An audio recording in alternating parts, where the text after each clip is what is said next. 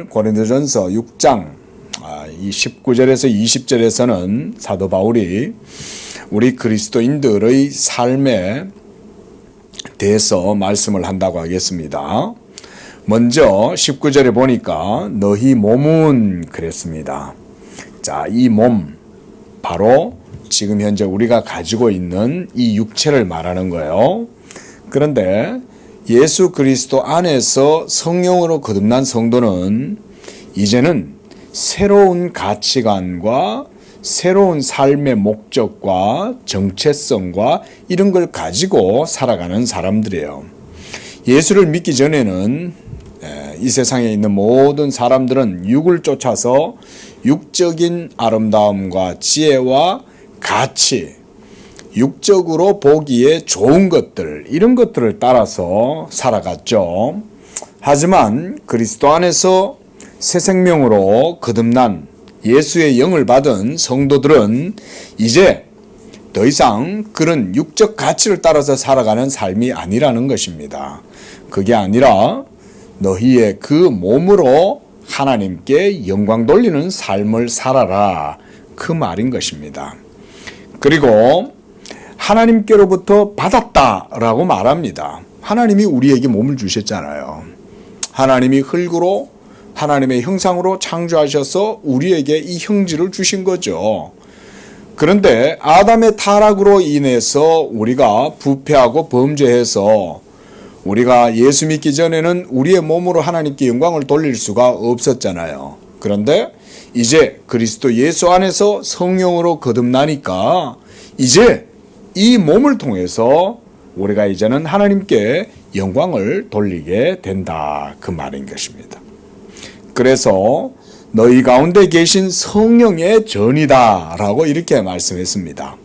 우리는 이제 우리 안에 거하시는 성령으로 말미암아 우리가 하나님을 예배하는 거룩한 제사장들이고 우리가 하나님 앞에서 산 제사를 드리는 그런 영적인 하나님의 성전이 되었다, 그 말인 거예요.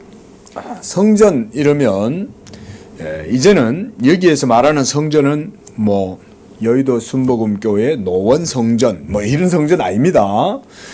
비록 거기다 성전이라 이름을 붙이지만 그건 성전이 아니죠.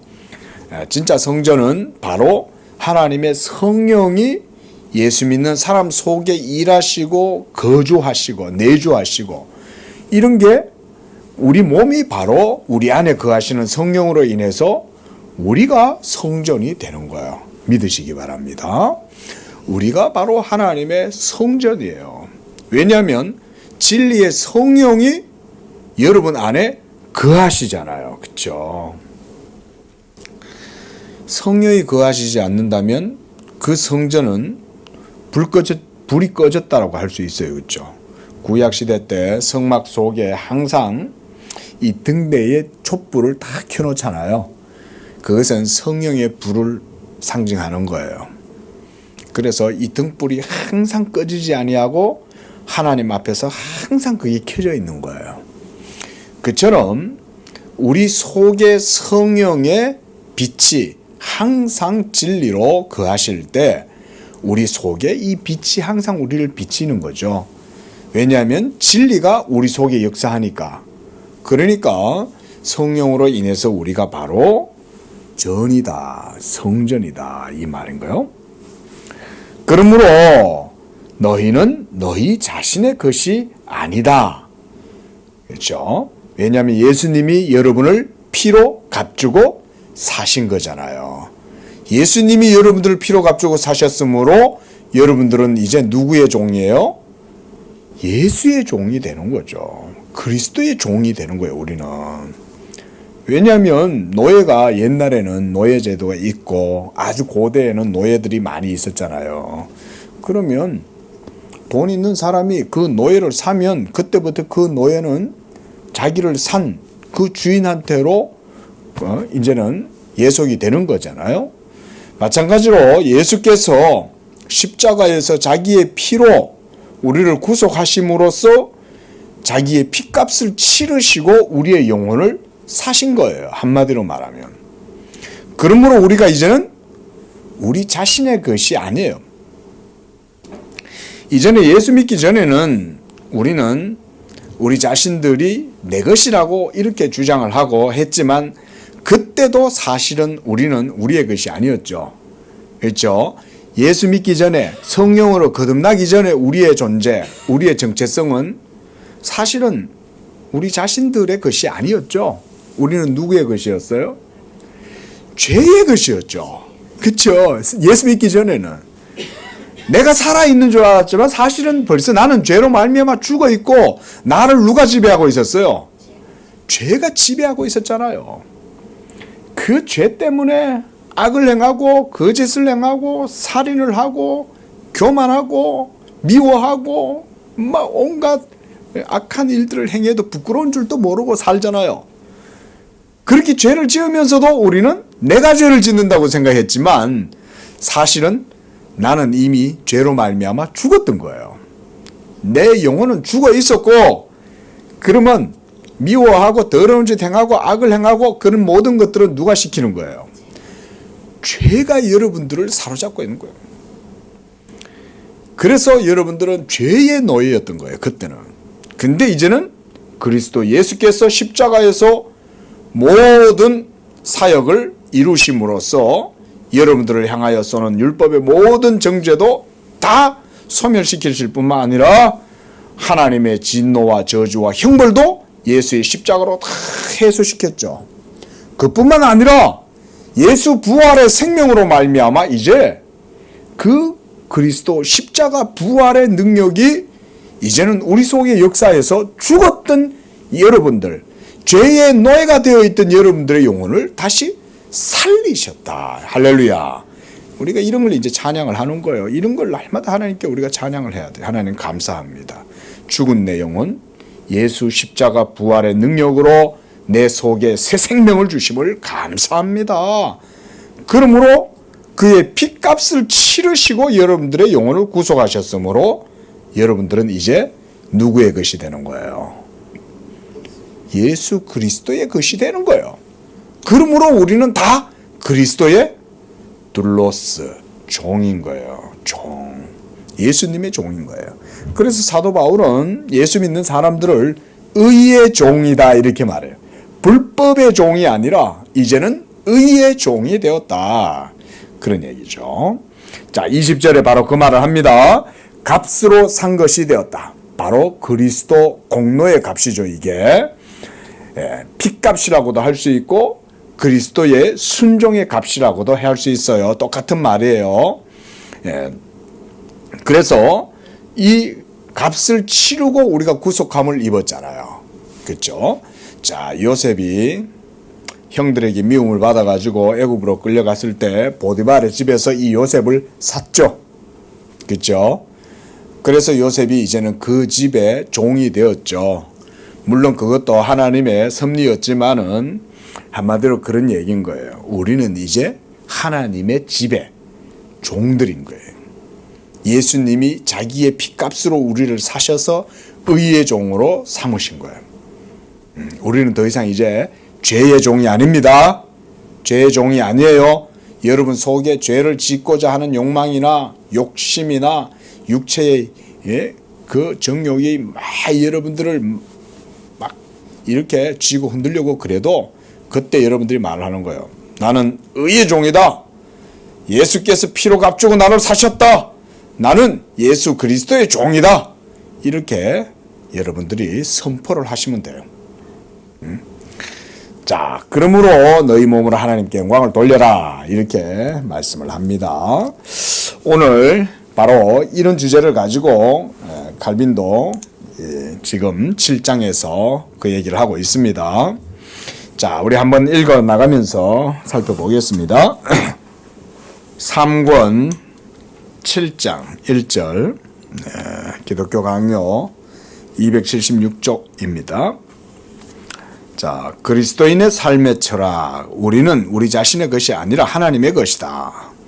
비록 여호와의 법이 삶을 세우는 데 있어 가장 뛰어나고 가장 유익한 방법이라 하더라도 하늘 교사가 율법에 규정된 규율대로 자기 백성을 빚어가고자 하시는 훨씬 더 정확한 질서가 있는 듯하다. 자, 일단 여기서 여호와의 법 이러면 이게 뭘까요? 율법이죠, 그렇죠? 지금 율법 얘기하고 있는 거죠. 예, 율법을 따라서 이스라엘 백성들은 그 아래에서 하나님을 섬기고 하나님 섬김에도 그렇죠, 여호와를 경외하는 도라고도 할 수 있잖아요. 여호와를 경외하는 이 도를 따라서 그들이 삶을 살아가지만 하늘에 계신 하나님이 율법에 규정된 규율대로 자기 백성을 빚어가고자 하시는 훨씬 더 정확한 질서가 있는 듯하다. 이 정확한 질서, 이게 말하자면 우리가 경건의 원리라고 할 수 있겠죠. 자, 이 질서의 원리는 다음과 같다. 성도들의 직무는 자기들의 몸을 하나님이 기뻐하시는 거룩한 산제물로 드리는 것이다. 로마서 12장 1절. 그러니까 거룩한 산제물, 우리 자신들을 하나님께 그걸로 드린다는 거죠. 여기에 하나님께 드리는 합당한 예배가 있다. 자, 제가 이런 거는 뭐 소상하게는 지금 말씀드리지는 않고 읽어나가겠습니다. 이로부터 너희는 이 세대를 본받지 말고 자신의 마음을 새롭게 함으로 변화를 받아 하나님의 뜻이 무엇인지 분별하도록 하라라는 권고의 논쟁이 도출된다. 자, 마음을 새롭게 함으로 변화를 받아 하나님의 뜻이 무엇인지 분별해라. 요 로마서 12장 2절 이 한 절 속에 말하자면 경건의 삶의 방식과 내용들이 이 속에 다 들어가 있다고 할 수 있잖아요. 그렇죠? 자, 위대한 일이 여기 있다. 우리는 거룩해져서 하나님께 드려졌다. 그렇죠? 우리 자신들을 하나님이 받으시기도 하고 또한 우리 자신들을 하나님께 드리도록 하나님이 해주신 거죠. 그러므로 우리가 거룩해져서 하나님께 드려진 거죠. 누가 우리를 하나님께 드렸을까요? 예수님이 우리를 구속하신 다음에 새롭게 하시고 우리를 하나님께 드리신 거죠. 그 얘기입니다. 그러므로 이후로는 오직 그의 영광을 위하여 생각하고 말하고 묵상하고 행하도록 하자. 거룩한 것이 더럽게 사용될 때에는 필히 그의 영광을 해칠 것이니 그 표가 드러나지 않음이 없다. 거룩을 말하는 거예요. 거룩. 예수 믿어도 거룩에 유의하지 않으면 맨날 개가 토했던 것에 다시 뒹구는 것처럼 또 그러고 있어요. 우리가 그런 우를 범할 수가 있습니다. 하지만 예수께서 왜 십자가에서 죽으셨느냐? 예수 십자가의 그 사역의 효력이 우리의 영혼에 어떤 영향을 미치느냐? 이런 부분들을 우리가 주의를 하자면 거룩에 대해서 생각을 해볼 수가 있는 거죠. 우리가 지난 시간에도 봤듯이 하나님께서 내가 거룩하니 너희도 거룩하라 라고 말씀하셨어요. 바로 하나님이 여러분들을 예수 믿게 해주신 것, 그거는 하나님의 뜻은 거룩에 있는 겁니다. 믿습니까? 예. 이거를 믿고 우리가 이걸 고백하고 이걸 붙들고 나아가도록 힘써야 돼요. 우리에게는 거룩이 없기 때문에 이걸 붙들고 우리가 우리 자신들과 싸워야 돼요. 그냥 그런가 보다 이러고 그냥 가만히 있으면 안 돼요. 싸워야 돼요. 우리 하나님 앞에서 하나님의 뜻에 반하는 이 거룩에 반대되는 모든 요소들과 우리는 삶의 현장에서 싸워야 돼요. 그렇죠? 여기엔 뭐 우리 자신들의 연약한 성품도 있을 것이고 습관들도 있을 것이고, 그렇죠? 근데 우리는 습관을 잘 안 고치잖아요. 이렇게 하나님 말씀 들을 때는 다 아멘 하는데도 안 고치잖아요. 근데 그게 쉽지가 않죠. 고친다는 게. 예?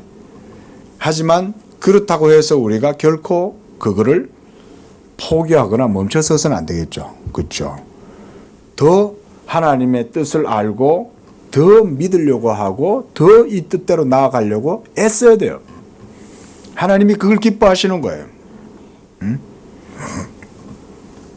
우리가 우리 자신의 것이 아니라 여호와의 것이라면 피해야 할 오류가 무엇인지와 일생 동안 행할 모든 행위의 방향이 어디인지 분명히 드러날 것이다. 뭐겠어요? 방금 말씀드렸던 이런 거죠. 여호와를 경외하는 그 도, 결국 핵심은 하나님이 우리에게 요구하시는 거룩에 있죠. 그렇죠? 내가 거룩하니 너희도 거룩할지니라. 이건 하나님의 뜻이죠. 그러면 이게 목적이면 우리를 하나님이 선택하셔서 예수 믿게 하고, 그렇죠? 예수 믿게 하시고 그렇게 해서 우리를 이 믿음의 성도의 삶으로 불러주신 것도 목적이 여기 있는 거죠. 그렇죠?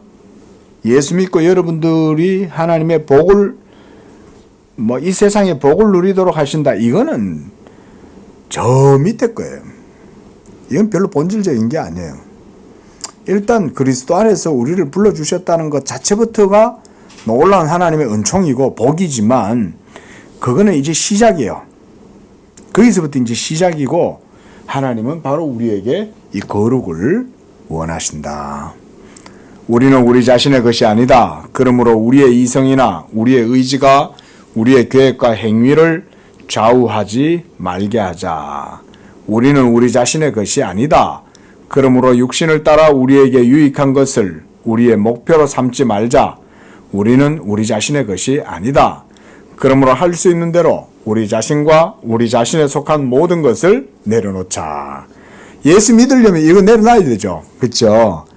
우리가 예수 믿음, 한마디로 신앙생활이라는 게 처음부터 끝까지 이거 내려놓는 거잖아요. 그렇죠? 못 내려놔가지고 맨날 우리는 신앙의 길이 맨날 삐뚤삐뚤거리고 하나님의 그 길에서 벗어나고 정로에서 벗어나고 이런 시행착오가 계속 반복된단 말이죠. 결국은 내가 하나님 앞에서 내 자신을 얼마나 내려놓냐, 그리고 하나님이 원하시는 예수 믿음, 이 예수 믿음을 얼마나 굳게 붙드느냐, 여기에 핵심이 있죠. 관건이 이건 거죠. 예수 믿음을 얼마나 내가 굳건하게 붙드냐. 예. 모든 성도들 사이에 바로 이런 차이가 있는 거예요. 어떤 사람은 예수 믿음을 아주 간절히 붙들어. 어떨 때 목사가 봐도 존경스러운 그런 성도들이 있어요. 하나님을 너무 사랑한 거야. 근데 희한한 게 그렇게 하나님을 사랑하는 사람이 옆에 있으면 목사도 마음이 평안해지고, 참 이런 게 영혼의 참 순수함, 영혼의 순결함이 다른 사람들의 영혼에 영향을 주는 거야, 이게. 정서적으로. 너무 이 사람은 하나님을 사랑하는 거야. 순수한 마음과 열정을 가지고 하나님을 사랑하니까 옆에서 가만히 있는데도 이 사람이 있으면은 막 생명의 향기가 막 드러나는 것 같아.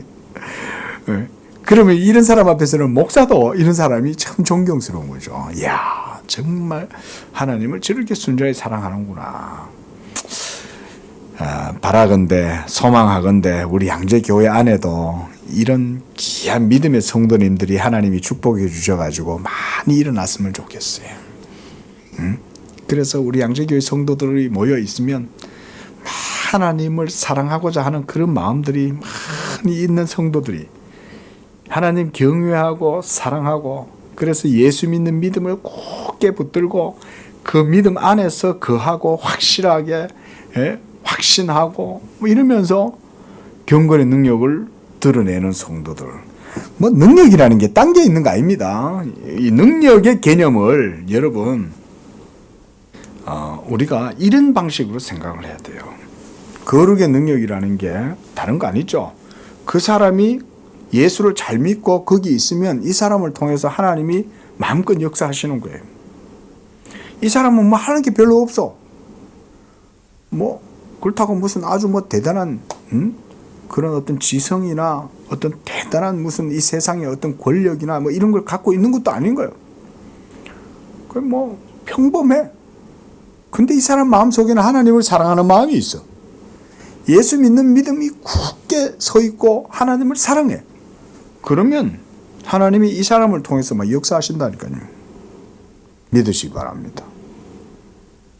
경건의 능력은 거룩에서 나오는 거예요. 한마디로 거룩의 원천은 다 여기서 나오죠. 예수 믿음에서 나오죠. 그러니까 우리가 예수 믿음을 온전하게 힘쓰기를 노력해야 되는 거죠. 내 믿음을 돌아보고, 여기는 목사도 예외가 없고 장로님도 예외가 없고 권사님도 예외가 없고 모든 성도들이 다 믿음의 경주를 하는 거예요. 믿음의 경주를 한다고 해서 목사들도 믿음의 경주를 안 한다는 거 아닙니다, 여러분. 목사도 결국은 하나의 성도죠. 그렇죠? 다 믿음의 경주를 하는 거예요. 다만 하나님이 목사로 세우셔서 그에게는 그의 직분에 걸맞는 은사를 주신 거예요. 마지막에 하나님이 그건 찾겠죠. 그렇죠? 그 은사를 주셨으니까 내가 너에게 많은 은혜를 주고 은사를 주어서 너로 하여금 존귀한 자리에 세워놨는데 너 뭐 했냐? 나중에 하나님이 물으실 거 아니에요. 저한테도. 네? 우리 성도님들도 마찬가지입니다. 여러분들이 뭐 목사만큼 나는 하나님께 부름받지 않았어요, 이렇게 생각하시면 안 됩니다. 그거 잘못된 생각입니다. 하나님은 각 사람의 믿음의 분량대로 하나님의 은혜를 주셔갖고 다 쓰십니다. 그래서 1달란트 받은 사람이 있고 3달란트 받은 사람이 있고 5달란트 받은 사람이 있는 거예요. 그러나 하나님은 나중에 다 찾으시는 거예요, 그거를. 그러니까 누구라도 다 이 경주, 믿음의 경주를 할 때 전부 다 이거죠. 예수 믿음의 경주를 하는 거죠. 누가 더 열심히 많이 예수를 믿고 의지하냐, 붙드냐, 이거죠. 이런 사람이 결국은 거룩의 열매를 맺겠죠. 당연한 거 아니겠어요? 자, 반면에 우리는 하나님의 것이다. 그러므로 그를 위해 살고 그를 위해 죽자. 우리는 하나님의 것이다. 이제 여기에 이런 게 계속 하나님의 것이다, 하나님의 것이다. 우리는 우리 자신의 것이 아니다. 이런 걸 이제 우리가 소위 뭐 칼빈의 레토릭이다, 수사적인 화법이다, 이렇게 이제 표현을 합니다. 뭐 크게 중요한 건 아니고, 칼빈이 가끔 글을 쓰다가 글의 그 표현에 그 어떤 뭐랄까요, 진지성 이런 것들이 드러낼 때 이런 식의 이제 화법을 씁니다. 레토릭을. 그래서 우리는 우리 자신의 것이 아니다. 또 그 방금 읽은 문단에서는 우리는 하나님의 것이다. 계속 이 하나님의 것이다를 강조해요. 한번 봅시다. 그러므로 그를 위해 살고 그를 위해 죽자. 우리는 하나님의 것이다. 그러므로 그의 지혜와 의지가 우리의 모든 행위를 다스리게 하자. 우리는 하나님의 것이다. 그렇죠? 이런 게 이제 말하자면 수사합법이에요. 그러므로 우리의 모든 삶의 부분을 합당하게 들여 오직 진정한 목표를 바라고 노력해 가도록 하자. 자기 자신이 자기에게 속한 것이 아니라는 가르침을 받고 이성의 지배와 다스림을 벗어버린 채 자기 자신을 하나님의 것으로 삼는 자는 얼마나 복된가. 자기의 유익을 구함은 역병과 같아서 가장 신속하게 창궐하고 우리를 파멸로 인도할 것이니 구원의 유일한 정박지는 아무 것에도 스스로 지혜롭고자 하지 아니하며 어떤 것도 자기 스스로 행하려 하지 않고 오직 주님의 이끄심만 따름에 있다. 아유, 참 대단한 표현입니다. 그렇죠? 자, 오직 주님의 이끄심에만 따름에 있다. 그 주님의 이끄심을 따라가는 것에서만 진정한 신앙의 복된 삶, 경건의 도가 그 가운데서 온전하게 이루어진다. 그 말이에요. 자, 마지막 문단. 그러므로 각자의 소질에 따라 모든 역량을 모아 여호와께 복종하기 위해 사람이 자기 자신을 떠나는 것이 첫 번째 단계가 되게 하자. 자기 자신을 떠나는 거예요. 자, 우리가 좀 전에 고린도전서 6장 말씀 봤잖아요. 그렇죠? 예? 이제는 더 이상 우리는 죄의 종이 아니에요. 우리는 의의 종이에요. 그리스도의 종이에요. 그러니까 우리의 이 몸을 더 이상 죄를 따라서 살아가는 그런 삶이 아니라 그리스도의 종으로서의 삶을 살아가도록 우리 자신을 하나님께 드려야 되겠죠. 그렇죠? 그래서 내가 말하는 복종은 말씀에 대한 순종으로 이루어질 뿐만 아니라 사람의 마음을 돌이켜 육체적 감관을 비우고 전적으로 하나님의 영의 지시에 따르는 것. 하나님의 영의 지시에 따른다라고 얘기할 때 이것도 오해하면 안 돼요. 하나님의 영의 지시에 따른다는 말은 뭐가 하나님의 영의 지시를 따르는 겁니까? 뭘까요, 여러분? 막 이렇게 뭐 밥을 짓는데 얘야 물이 부족하다 물을 더 넣어라. 뭐 오늘은 꿈에 나타나갖고 오늘은 뭐 손님이 온다. 뭐 이런 게 성령의 지시예요? 여러분 그거는요 성령의 지시 아닙니다. 그런 소리 듣고 신앙생활을 하면 진리를 벗어납니다. 큰일 납니다. 마음에 어떤 감동이 올 수는 있어요. 성령께서 우리 마음 속에 어떤 믿음을 일으키셔 가지고, 하지만 그것을 어떤 계시라든가 나에게만 주시는 뭔가 특별한 말씀이라든가 이런 식으로 나가면 안 돼요. 마음에 감동은 생길 수 있죠. 근데 그런 것들도 뭐냐면 여러분이 잘 하셔야 돼요. 뭐 하나님이 나한테 뭐 말씀하셨다. 요새 이런 말 하는 분들이 굉장히 많습니다. 이거 잘 분별해야 됩니다. 무슨 CBS, CTS 뭐 이런 데 보면 연예인 크리스찬들 특히 제가 보니까 연예인들은 공인들이잖아요. 사람들이 연예인들은 뭔가 특별하다고 생각하잖아요. 특히 믿음이 연약한 성도들은 이제 막 은혜 받아가지고 변화돼 갖고, 저번에도 보니까 뭐 나이 많은 어떤 한 여자 그 연예인이신데 그분이 막 얼마 전에 이제 예수를 믿으신 거예요. 나이가 70이 넘어가지고. 근데 막 하나님의 음성을 들었다는 거예요. 또 얼마 전에 보니까 또 어떤 여자 배우예요. 또 그 여자 배우분이 또 나오셔가지고 이분도 또 예수님을 이제 믿었는데 또 하나님이 자기한테 말했다는 거예요. 그전 또 어떤 여자 가수분이 또 이분도 예수를 믿었어. 내가 한 번씩 그 이제 유튜브에 떠갖고 이렇게 이제 어떤 유명한 연예이잖아요. 뭐 엄정화, 이한이 뭐 이런 분들, 김승희 이런 분들 있잖아요. 근데 제가 그분들 얘기하는 게 아니고 그렇게 유명한 연예인들이 예수를 믿는 건 좋아요. 그렇죠? 예수를 믿는 건 좋은데 이분들이 그런 매스컴이나 미디어 같은 데 나와가지고는 사람들 앞에서 자기 신앙을 간증을 하는 거는 은혜롭죠. 그건 뭐라고 그럴 건 아니에요. 근데 꼭 듣다 보면은 하나님이 말씀했다는 거야. 그거 조심해야 됩니다. 그거 아주 위험천만한 거예요. 아니 그러면 그분들은 하나님 말씀 듣고 다른 사람들은 그러면 어떻게 해? 맞잖아. 그럼 그분들만 하나님 말씀 듣고 그럼 다른 사람들 안 들어요? 그분들처럼 그런 음성 못 듣는 사람들은 어떻게 해요, 그러면?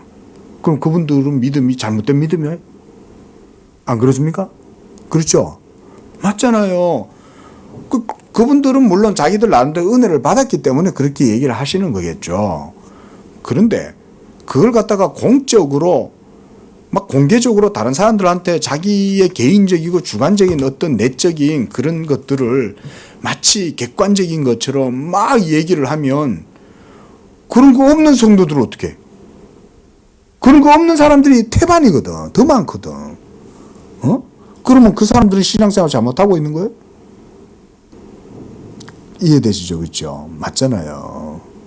그러니까 하나님 주신 은혜가 있어서 자기 속에 어떤 깨달음이 있을 수도 있고 어떤 감동, 감화가 있을 수는 있어요. 근데 그건 계시가 아닙니다. 기본적으로는 일단.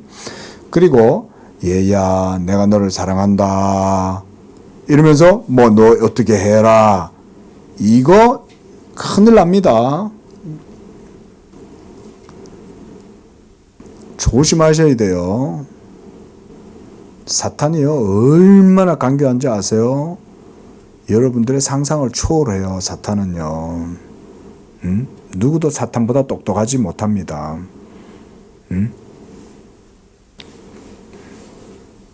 조심해야 돼요. 근데 그런 내적인 개인적인 주관적 체험 같은 것들이 있을 수 있겠지만 그걸 객관화로 삼는다든지 그거를 가지고 마치 모든 것을 그거의 가치를 따라서 심지어 성경조차도 자기가 내적으로 들었는 그 소리는 그거의 권위는 성경보다 더 높아. 이러면 이제 큰일 나는 거예요. 그렇죠? 그런 거 없이도 성경에 기록된 말씀만 제대로 배워도 신앙생활이 가능해야 바른 신앙입니다. 연예인들이 나와서 간증하는 거는 그분들이 믿음이 깊어서 나오시는 건 아니에요. 하나님 은혜를 받았으니까 나온 거야.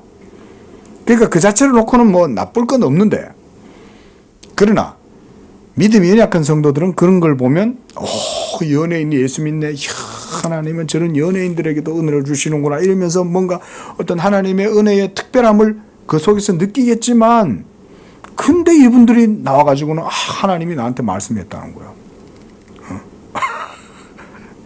위험한 거예요. 예? 위험한 거. 자, 하나님의 모든 말씀을 우리가 성경이라고 고백하죠. 그러면 성경 말씀으로 만족해야죠. 만족해야 되는데 사람들이 여기서 만족을 못하고 시험에 드는 게 뭐냐면 문자잖아요. 체험해야지. 나는 신의 음성을 들어. 하나님의 말씀을 나는 내 속에서 말씀하시는 하나님과 영적으로 교통해. 여기에 벌써 걸리는 거예요. 마귀한테 걸리는 거예요. 근데 태반의 사람들이 이걸 몰라. 남상수 목사니까 막 이런 걸 대놓고 얘기해 주는 거예요. 예? 제 주변에 이런 사람 늘렸어요. 어떤 사람하고 결혼하라고 그랬다는 거예요. 응? 한두 사람이 아니고 한두 사람이. 여러분 조심하셔야 됩니다. 성령과 개인적으로 인격적 친밀함, 언약의 달콤함, 영적 교제, 친밀함을 느끼는 것은 좋아요. 그래서 그 속에서 여러분들이 주관적인 어떤 감화라든가 어떤 확신들을 가지는 건 좋은데, 그게 원칙이 있죠. 우리는 원칙이 있어요. 성경의 증거를 벗어나면 안 돼요. 그리고 성경 이상으로 그런 것들을 주장해서도 안 돼요. 특히 교회에서 어떤 큰 리더라든가 직분을 가진 분들은 더더욱이 조심해야 돼요. 왜냐하면 믿음이 연약한 성도들은 성경에 대한 참된 믿음을 가지고 있지 못하잖아요. 그러다 보니까 하나님이 그렇게 음성으로 들려준다고 생각해. 그러니까 밥하다가 하나님이 밥물을 더 넣으라 그랬다는 거야. 응? 조심하셔야 돼요. 자, 이런 건 제가 나중에 한번 정리해서 특강을 한번 할게요. 워낙 오늘날 마귀가 여러분 성도들의 자, 넘어가겠습니다. 자, 278쪽. 이러한 변화를 바울은 심령의 새로움이라고 불렀다. 여기에 생명으로 들어가는 죄의 관문이 있다. 그럼에도 불구하고 철학자들은 이에 대해 무지한데, 그들은 오직 이성만을 사람의 통치자로 세우고 오직 그것의 음성만 들어야 한다고 생각한다. 예, 여기에서 음성이란 무슨 다른 무슨 성령의 음성 그런 게 아니라 이성의 소리만 듣는다 이 말인 거예요. 이성의 논리대로, 이성의 판단과 생각대로 그냥 행동한다 이런 말입니다. 자, 그러나 기독교는 어때요? 이성이 성령에 양보하고 속하고 따르도록 명령해서 사람이 더 이상 스스로 살지 않고 자기 안에 살고 다스리고 계시는 그리스도의 음성에 순종하게 한다. 이때 이 음성, 그게 밥할 때 물을 더 넣어라 이런 음성이 아니죠. 잘 분별하셔야 돼요. 여기에서의 음성은 모두 다 어디에서 나오겠어요? 이렇게 말씀하면 돼. 제가 말씀드려 볼게요. 자, 여러분들이 어떤 주관적인 체험을 했다 쳐요. 그래서 어떤 내적인 감화가 생겼어. 감화가 생겼는데, 이런 감화가 생겼을 때 우리는 그걸 성령의 음성이다 이렇게 생각하시면 안 됩니다. 여러분, 성령의 음성을 분별하는 방법은 성경적이어야 됩니다. 자, 우리가 영적이다라고 얘기하는 것은 말씀적인 거다 그랬죠. 이거는 여러분 그 이꼴이에요. 예? 영적인 것은 말씀적인 겁니다. 말씀적이라는 것은 성경적이라는 얘기죠. 성경을 안 벗어나요. 성령께서도 성경을 안 벗어나는데 쥐가 성령보다 더 뛰어나가지고 하나님의 음성을 더 체험하고 그렇게 하겠어요. 그건 벌써 교만해가지고 마귀한테 걸려든 거예요. 그러면 예? 하나님이 그런 식으로 우리의 연약한 믿음을 연단하시는 거예요. 그러니까 교만하고 하나님의 말씀에 대한 바른 믿음이 없고 연약함이 있으면요, 하나님이 그걸 연단하시거나 시험하든지, 그리고 마귀가 그거를 뚫고 들어와서 공격을 해요. 그 부분을. 여러분 조심하셔야 돼요. 그래서 성령의 음성이라는 말보다는 믿음의 감화다, 믿음의 확신이다, 이런 식의 표현이 더 건전합니다. 그리고 여러분들이 어떤 내적 감화를 받으셨다고 할지라도 이런 감이잖아요, 이게. 예? 필링이잖아요, 말하자면. 이런 것들은 성경에다 비추어 봐야 돼요. 근데 내적인 이런 체험과 성경과의 이 관계를 여러분들이 객관적으로 딱 분명하게 이게 틀이 안 서면 여러분들이 여전히 연약함 가운데 있기 때문에 그런 거예요. 그럼 어떻게 해야 되겠어요? 그렇게 되기까지는 경건의 훈련을 하고 기록된 말씀을 더 붙들어야 되겠죠. 그게 훈련인 거예요. 근데 그런 것도 없이 아무렇게나 성령의 음성을 들었다면서 막 떠들고 다니면서, 야, 무슨 집사야, 내가 어제 기도를 하는데 하나님이 내보고 너한테 가가지고 얘기하라 그랬대, 이런 소리 하는 거는 전부 다 비성경적인 거예요. 마귀적인 거예요. 여러분, 오늘날 21세기 얼마나 세상에 그저 미혹하는 영이 창궐해 있습니까? 그렇죠? 예? 온갖 세상의 종교들도 다 있지만 종교다원주의, 포스트 모더니즘, 뉴 에이지 운동, 여러분 영들이, 더러운 귀신들이 지금 온 세상에 창궐해 있잖아요. 예? 귀신의 영들이, 더러운 귀신의 영들이 온 세상에 지금 창궐해 있다고요. 예? 포스트 모더니즘, 뉴 에이지, 온갖 신접한 그런 것들 TV 속에 좀 보세요. 전부 다 드라마들도 어때요? 전부 다 환생하고, 그죠? 무슨 뭐 드라마도 보니까 제목이 뭐, 나는 뭐 그 드라마는 안 봤지만 뭐 무슨 환혼 뭐 이런 게 있고, 뭐 빙의 이런 거 있잖아요. 예? 다른 사람의 정신이 어떤 사람 속에 들어와서 남자와 여자가 서로 뭐 뒤바뀌고 뭐 이런 식의, 예? 레파토리가 전부 다 그런 식이잖아요. 더러운 시대를 사는 거, 영적으로. 오늘날 조심해야 돼요. 진리는 분명해요. 근데 제가 그래서 지금 잠깐 강조드린 거예요. 나중에 한번 말씀드리겠지만 절대 성경을 벗어나면 안 돼요. 여러분들이 어떤 내적인 어떤 체험이 있다고 해서 그 교회 와갖고도 막 꿈 꿨다는 그런 얘기 하면 안 돼.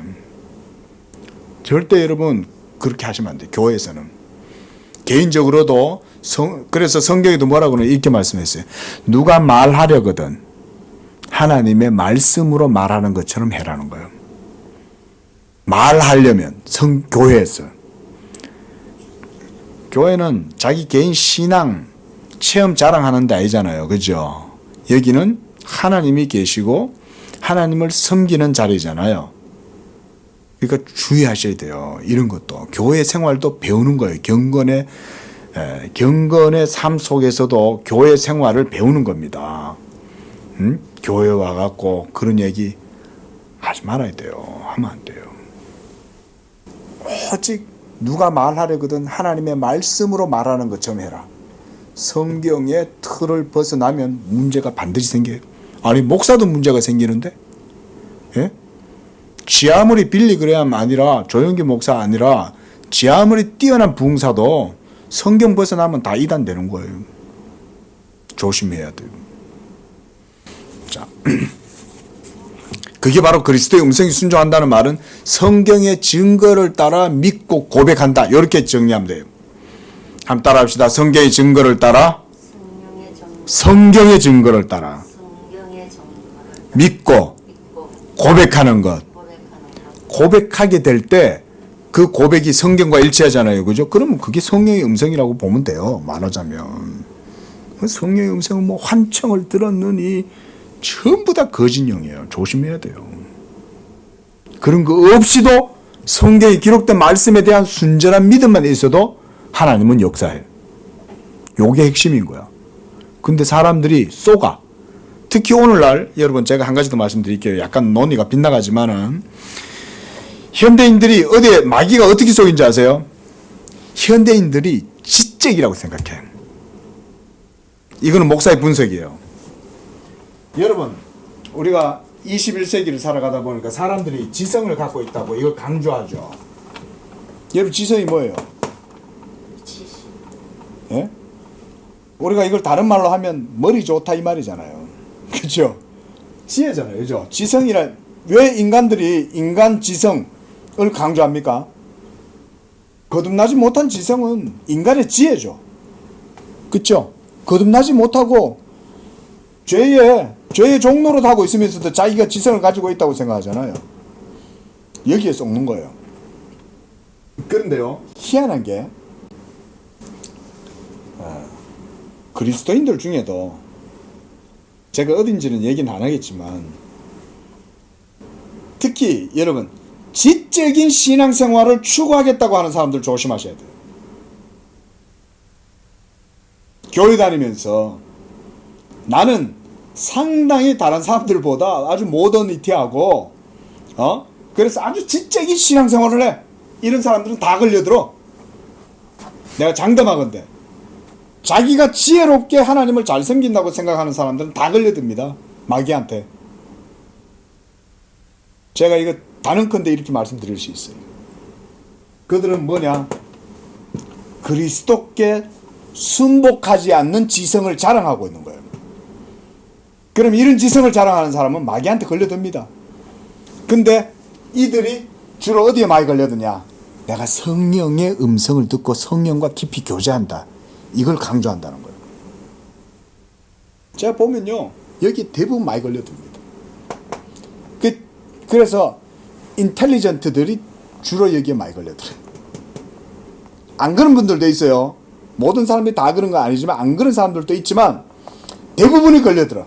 지 나름대로 배우고 석박사 했고 지 나름대로 지적이고 의식도 있고 이 사회에서도 자기가 나름대로 뭐 월급제의도 하든지 무슨 뭐 사회에 관료든지 무슨 지식 계급이든지 어쨌든 간에 계층이든지 조심해야 돼요. 그러놓고는 이런 사람들이 신비주의로 많이 빠진다는 거예요. 지성을 강조하는 사람들이 신비주의에 빠진다는 게 여러분 어떻게 보면 아이러니하잖아요. 자, 정리하겠습니다. 경건의 기본 원리는 그런 게 아니라는 거예요. 그러니까 성경의 포인트를 못 잡는 거예요. 성경과 신앙과 맥락을 제대로 못 잡는 거예요. 제가 좀 전에 말씀드렸듯이 하나님의 음성을 듣는다는 것은 딱 성경의 증거에 대한 믿음과 고백이 일치할 때 거기에 참된 경건의 도가 있고 하나님의 음성을 그런 것 속에서 우리가 분별할 수 있는 거예요. 단순하죠? 그 단순한 그 한 문장이 여러분 이런 모든 것들 위에 있는 거예요. 지적인 체하고 왜 자기 지성을 강조하겠어요? 자기가 지혜롭다는 얘기죠. 자기가 지혜롭다고 생각하면 사탄한테 속는 거예요. 내가 말씀드렸잖아요. 사탄만큼 우리가 똑똑하지 못하다고. 사탄이 얼마나 영악한데. 응? 근데 자기가 다 지혜롭다고 생각하니까 성령의 음성을 듣는다고 생각하고 성령의 음성을 들으니까 자기는 아주 수준 높은 신앙생활을 하고 있다고 자뻑에 빠져 있는 거예요. 그런 그리스도인들이 많아요. 제가 약간 논해지만 경고성 말씀을 드린 거예요. 조심하셔야 돼요. 특히 머리 똑똑하다고 생각하는 분들 조심해야 됩니다. 성령의 음성 안 들으면 신앙생활 하는 것처럼 생각 안 들면 큰일 나는 거예요. 그런 거 없어도 돼요. 성경에 기록된 말씀을 순수하게 듣고 이 말씀을 묵상하고 믿고 이 말씀 속에서 내가 감사합니다. 이렇게 된 사람이 진짜 그 사람이 신앙이 좋은 거야. 성령 음성 들었다고 나대고 막 그러는 건 전부 다 여기 교만해가지고 자기 스스로 마귀한테 걸려드는 거야. 제가 분명히 말씀드렸어요. 조심하셔야 돼요. 지혜로운 채 하면요 쏘가요 마귀한테. 예, 자 2절입니다. 자, 하나님의 영광을 드높이기 위한 자기 부인의 길. 예, 요거 간단하게 말씀드리겠습니다. 결국 자기 자신을 부인하는 가운데에서 우리가 하나님을 경외하고 믿음의 도를 배워가는 게 그리스도인의 삶이죠. 자기를 부인하지 않고서는 할 수가 없다.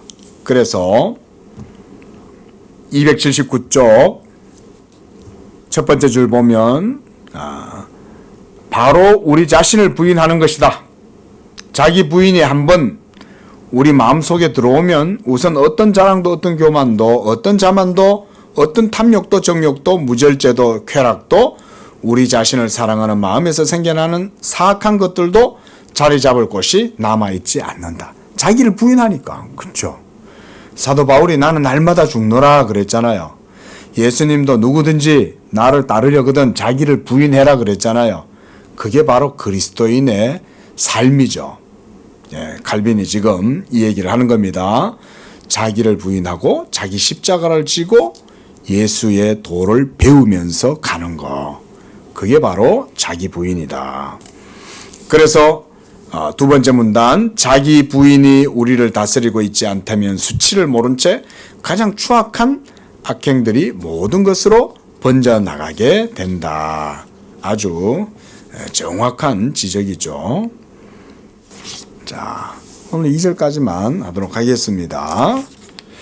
좀 하고 기도하겠습니다. 자비로우신 주 하나님 아버지 감사합니다. 하나님, 죄로 말미암아 그저 죄의 종로로 타고 죄가 시키는 대로 육체의 욕망을 쫓아서 살아갈 수밖에 없던 허무하고 그저 사라져버릴 우리 인생들이었지만은 그리스도 예수 안에서 무한한 자비하심과 사랑으로 우리에게 이 복음의 은혜와 생명을 주시고 예수 믿음으로 말미암는 놀라운 은혜들을 주시니 감사합니다. 하나님 아버지여, 우리 성도들이 이 믿음에 관한 내용을 깊이 이해하고 하나님 섬김의 도를 바르게 배워서 하나님이 거룩하신 것처럼 우리도 거룩을 쫓고 우리를 부르신 그 부르심에 합당하게 행하여 하나님께 영광을 돌리는 그런 우리의 삶이 되도록 우리 양재교회 성도들 가운데 축복해 주시옵소서. 예수님의 이름으로 기도합니다. 아멘.